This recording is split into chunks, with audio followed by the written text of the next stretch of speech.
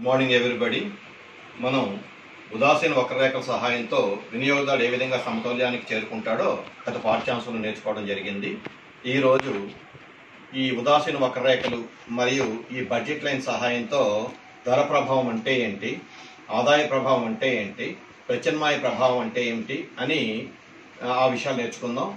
మరి ఈ సందర్భంగా జేఆర్ఎక్స్ ఆర్జీడీలను ఈ ధర ప్రభావాన్ని, ఆదాయ ప్రభావాన్ని, ప్రత్యామ్నాయ ప్రభావాన్ని వివరించడానికి ఉదాసీన వక్రరేఖల్ని మరియు బడ్జెట్ రేఖల్ని ఉపయోగించుకోవడం జరిగింది. అందులో మొదట ధర ప్రభావం చూద్దాం. ధర ప్రభావము, this is price effect. Price effect అంటే ఏంటంటే, price effect is the effect on the quantity demanded exclusively as a result of change in the price of a good, money income and price of the other good remaining the constant అంటారు. దీన్ని ఇక్కడ చూపిస్తున్నాను చూడండి. Price effect is the effect on the quantity demanded exclusively as a result of change in the price of a good, money income, tastes and prices of the other good remaining the same.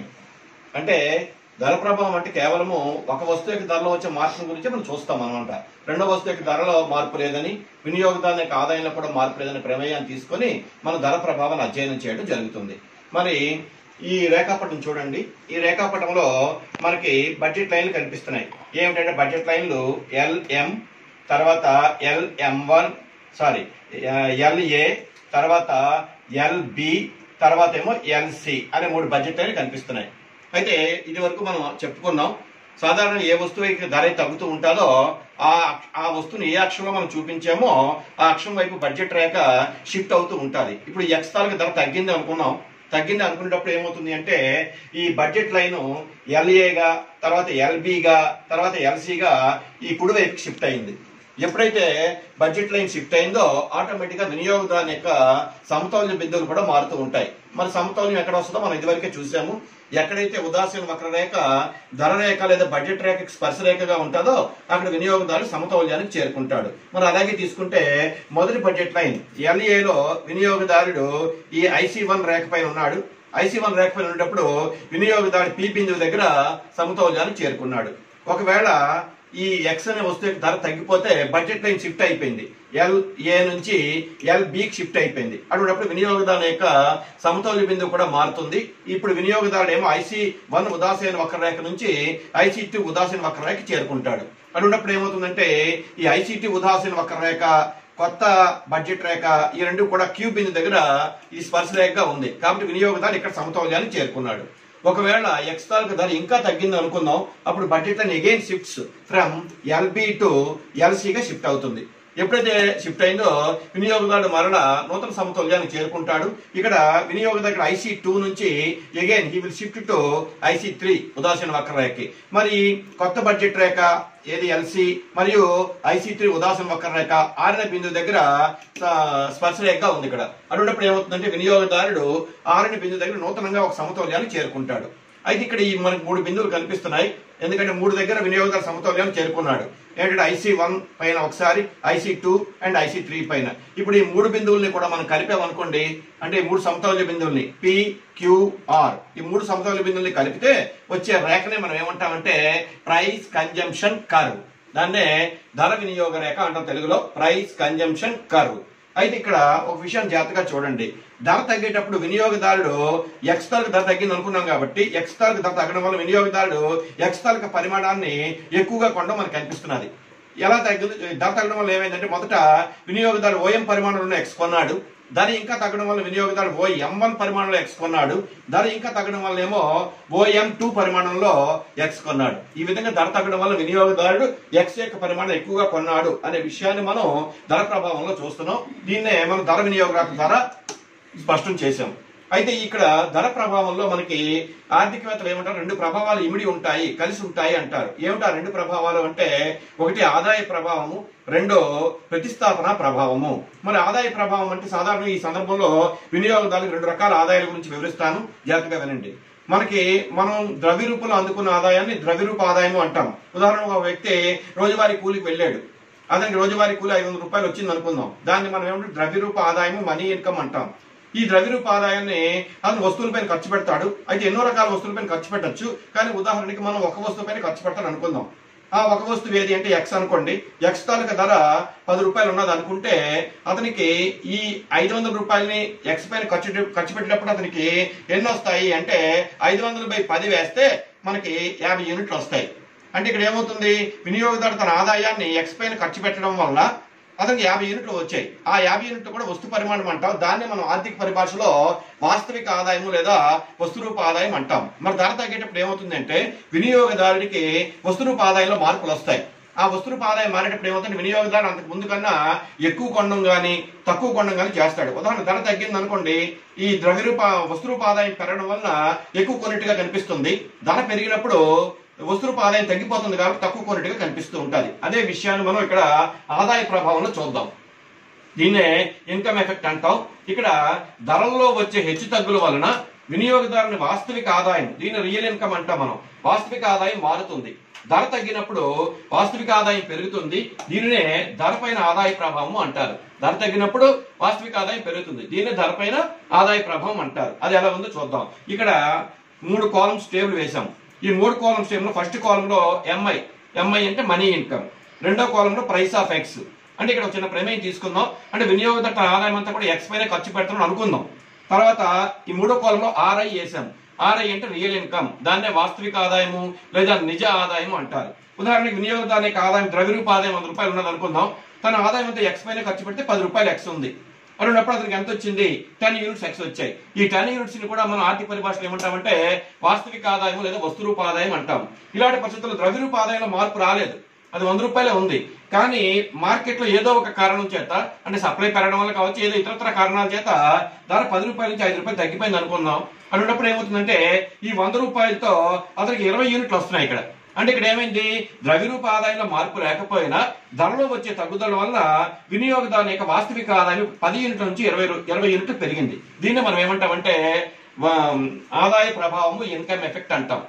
ఇంకా మరొక ప్రభావం కూడా ఉంది. అదేమిటంటే ప్రతిస్థాపన ప్రభావము లేదా ప్రత్యామ్నాయ ప్రభావము అంటాం.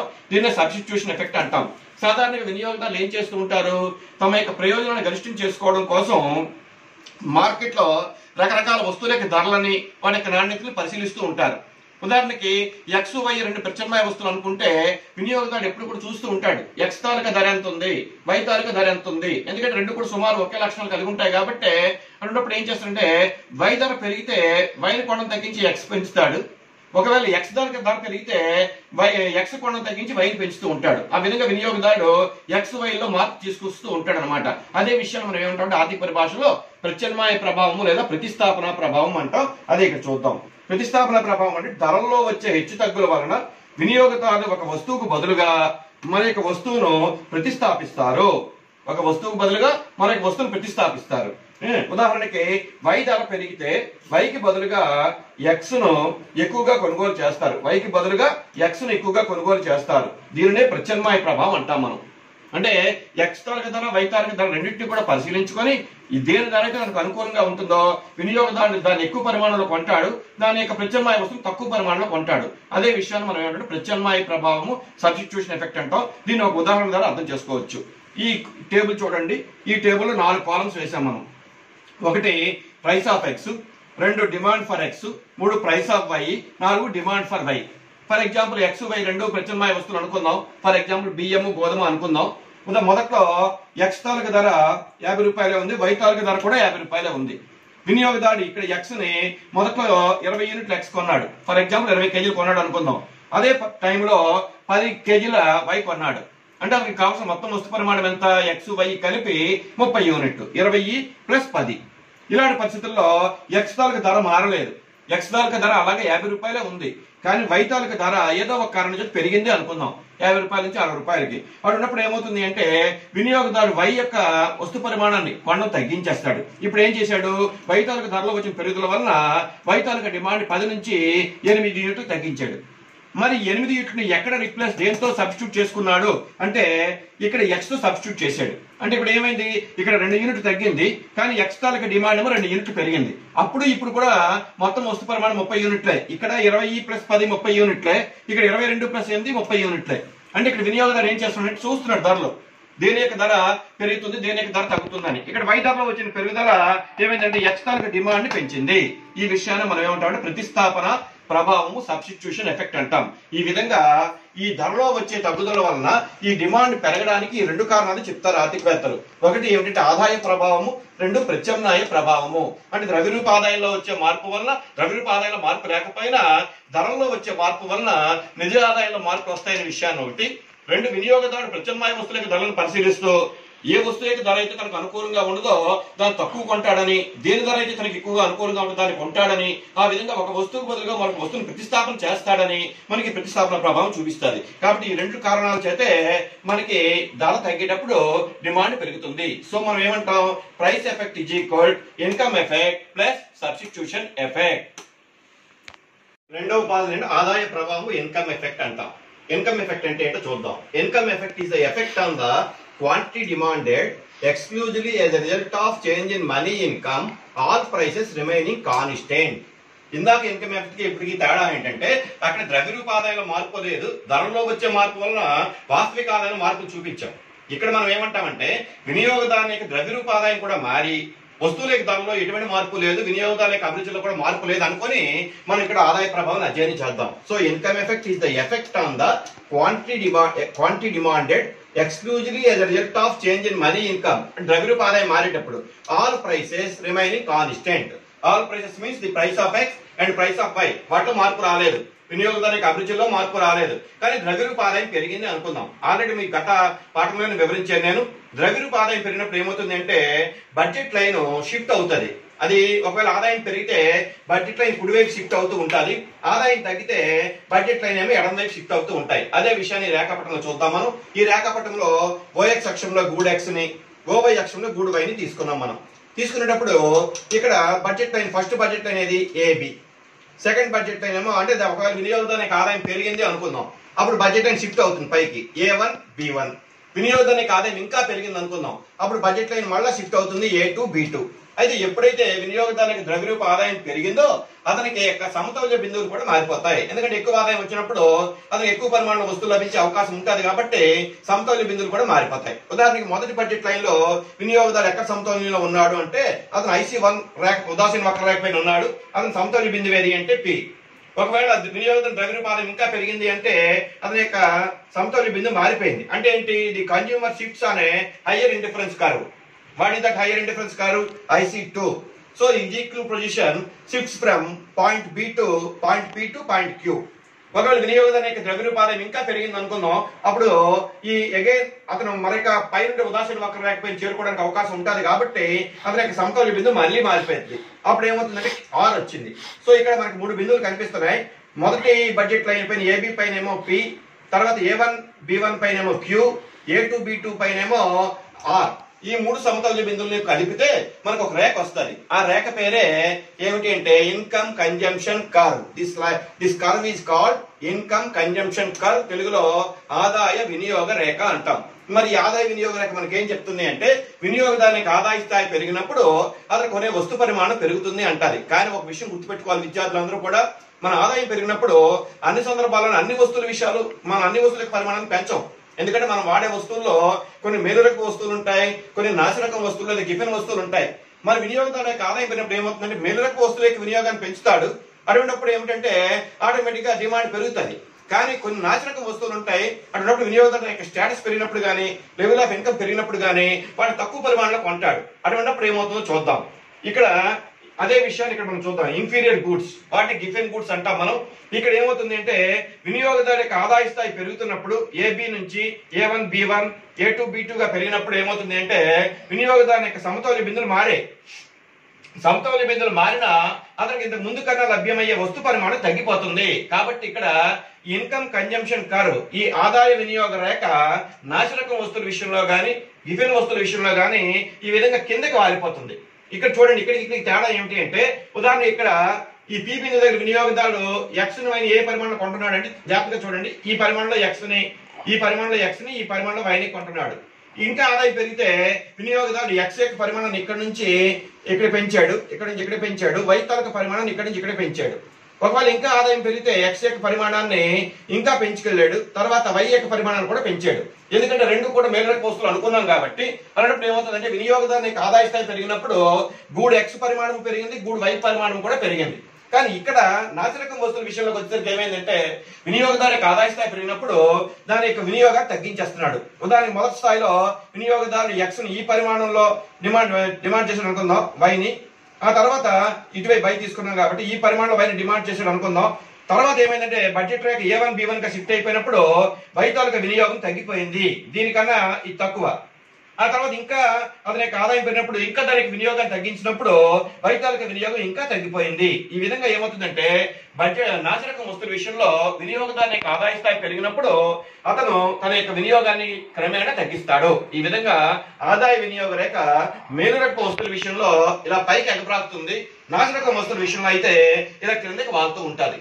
ఇది ఆదాయ వినియోగ రేఖ గురించి. ఇంకా మూడవ ప్రభావం, దాన్ని మనం ఏమంటాం ప్రత్యామ్నాయ ప్రభావము లేదా ప్రతిస్థాపన ప్రభావము, ఇంగ్లీష్ లో సబ్స్టిట్యూషన్ ఎఫెక్ట్ అంటాం మనం. ఇక్కడ సబ్స్టిట్యూషన్ ఎఫెక్ట్ గురించి మనం మాట్లాడుకున్నప్పుడు ఒక విషయాన్ని గుర్తుపెట్టుకోవాలి. ఈ జేఆర్ఎక్స్ ఆర్జీడీలని దేని గురించి మాట్లాడతారంటే రిలేటివ్ చేంజెస్ గురించి మాట్లాడతారు. అంటే ఉదాహరణకి ఎక్స్ వై రెండు ప్రత్యామ్నాయ వస్తువులు అనుకుందాం, లేదా ఎక్స్ వై వేరే వస్తువులు అనుకున్నా అక్కడ ఏమవుతుంది అంటే ఎక్స్ తాలూకా ధరలో వచ్చిన పెరుగుదల వై యొక్క డిమాండ్ ని, వై ధరలో వచ్చిన పెరుగుదల ఎక్స్ యొక్క డిమాండ్ ని ప్రభావితం చేస్తూ ఉంటాయి సాధారణంగా. కానీ ఒకసారి ఏమవుతుంది అంటే ఒకదాని ధరలో మార్పు లేకపోయినా దాని యొక్క రిలేటివ్ చేంజ్ వల్ల మనకు వస్తువు యొక్క డిమాండ్ లో మార్పులు కనిపిస్తాయి. ఆ విషయాన్ని మనం ప్రతిస్థాపన ప్రభావంలో చూద్దాం. Substitution effect means the change in the quantity of a good purchased which is due only to the change in the relative prices. ఇక్కడ జాగ్రత్తగా గమనించండి, రిలేటివ్ ప్రైసెస్ అంటే సాపేక్ష ధరలు. అంటే ఒక వస్తువు యొక్క ధరని మరొక వస్తువు ధరని కంపేర్ చేసుకుని మనం చెప్తూ ఉంటాం. Money income remaining constant. దాన్ని తెలుగులో చూద్దాం. ఎగ్జాంపుల్ ఇస్తున్నాను చూడండి. వై వస్తువు యొక్క ధర పెరిగినప్పుడు సాపేక్షంగా చౌకైన ఎక్స్ వస్తువును వై వస్తువుకు బదులుగా ప్రతిస్థాపన చేస్తాడు. వై వస్తువు యొక్క ధర పెరిగితే సాపేక్షకంగా చౌకైన పదం వాడుతున్నాం. సాపేక్షంగా చౌక ఏంటి? వై వస్తువు యొక్క ధరలో వచ్చిన పెరుగుదల వలన ఎక్స్ మనకి చీప్ గా కనిపిస్తుంది వైతో కంపేర్ చేస్తే, అప్పుడు దాన్ని ప్రతిస్థాపన చేస్తాడు. దీనివల్ల వినియోగదారుని యొక్క సంతృప్తి స్థాయిలో మార్పు లేనప్పటికీ వస్తువుల యొక్క కొనుగోలు సముదాయంలో మాత్రం మార్పులు చోటు చేసుకుంటాయి. దీనినే మనం ప్రత్యామ్నాయ ప్రభావం అంటాం. అంటే వినియోగదారు యొక్క సంతృప్తి స్థాయిలో మార్పు లేదన్న పదం ఎందుకు వాడుతున్నామంటే వినియోగదారుడు అదే ఉదాసీన వక్రరేఖపై ఉంటాడు. ఒకే ఉదాసీన వక్రరేఖపై ఉండే అన్ని బిందువులు కూడా వినియోగదారునికి ఒకే సంతృప్తి ఇస్తాయి అనే విషయాన్ని మనం ఇదివరకే చెప్పుకున్నాం. కాబట్టి వినియోగదారు యొక్క సంతృప్తి స్థాయిలో మార్పు ఉండదు. కానీ ఒక వస్తువు యొక్క వినియోగం తగ్గిపోతుంది, డిమాండ్ తగ్గిపోతుంది, దాని యొక్క ప్రత్యామ్నాయ వస్తువు యొక్క డిమాండ్ అనేది పెరిగే అవకాశాలు ఉంటాయి. అదే విషయాన్ని ఇక్కడ చూద్దాం మనం. ఉదాహరణకి ఇక్కడ వినియోగదారుని యొక్క మొదటి ధర రేఖ లేదా బడ్జెట్ రేఖ ఏది అంటే ఏబి. ఇలాంటి పరిస్థితుల్లో వినియోగదారుడు ఏంటంటే ఈ ఐసీ రేఖ పైన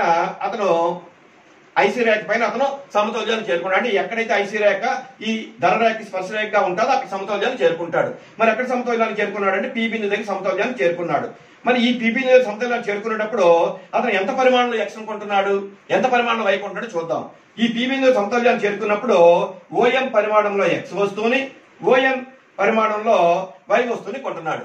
ఓఎం పరిమాణంలో ఎక్స్ వస్తువుని, ఓఎం పరిమాణంలో M1 పరిమాణంలో వై వస్తువులు కొంటాడు అనుకుందాం.